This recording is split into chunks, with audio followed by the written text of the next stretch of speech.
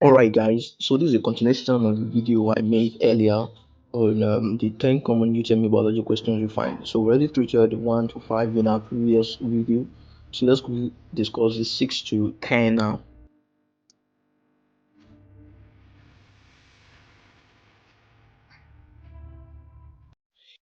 Yeah, so number 6 said, which of the following is correct about blood transfusion?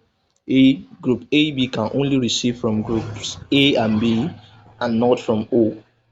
B. Group O can receive from Group A and B and from AB. Group B can only donate to blood Group B, not to AB and O. D. Group O can donate to Group A, B and AB but cannot receive from them. Now they say which of the following is correct? Now the answer to this question will be based on how you can analyze and based on your understanding of blood transfusion. Basically, we have the ABO system, blood group system, and according to the ABO blood group system, we have just four blood groups, and that is groups A, B, AB, and O. And group AB is regarded as universal recipient, that is, AB can receive blood from every other blood groups, while group O is known as universal donor. That means group O can donate to every other group. But do you know the funny things about this is that group AB can receive from everybody but can only donate to AB, whereas O can donate to everybody but can only receive from O. So that is that about blood transfusion, and the correct option is actually D. D is the correct option. So O can donate to A, B, A, B, yeah, and even O sef, but cannot receive from them. It can only receive from O. You understand? So that is why D is the answer here. Which of the following, question 7, which of the following is a sex-linked character? A. Dwarfism, B. Albinism, C. Tongue rolling, D. Color blindness. The answer to this question is D. Color blindness. So when you hear sex-linked characters, these are traits or characters that are found on the X chromosome. Remember, human beings, we have 23 pairs of chromosomes. In other words, we have 46 chromosomes. The first 22 pairs are called autosomes.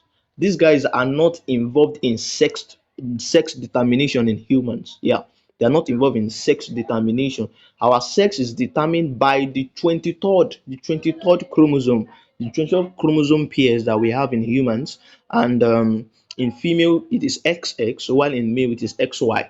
So any trait that is found in the X chromosome is said to be sex linked, and that means can be transmitted from the parent to the offspring, and it is also gender biased. That means it's possible it is more in male than in female because it is sex linked. Now it is mostly found on the X chromosome because X chromosome is far bigger and larger than Y chromosome. You understand? So and that is color blindness. Every other disease, I mean every other disorder you are seeing here, dwarfism, albinism, they can also be inherited, but they are autosomal. You find them in the autosomes. You find those traits in the autosomes, not in the sex chromosome. So they are not sex linked.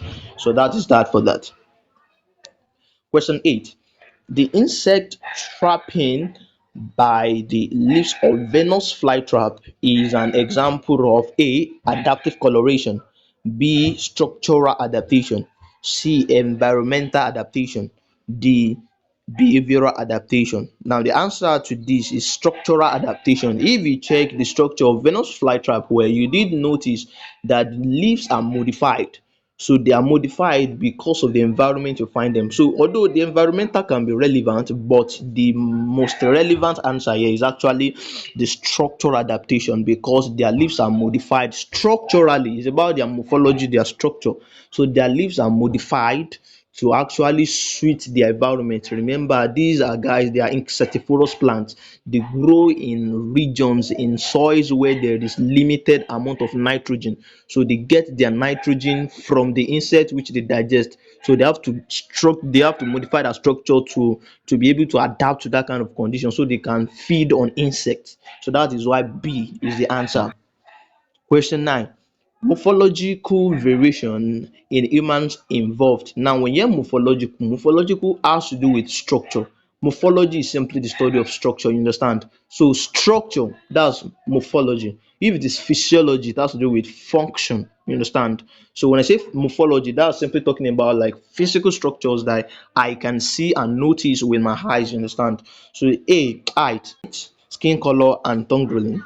B, weight, fingerprint and body shape. C, height, weight and blood group. D, skin color, blood group and height.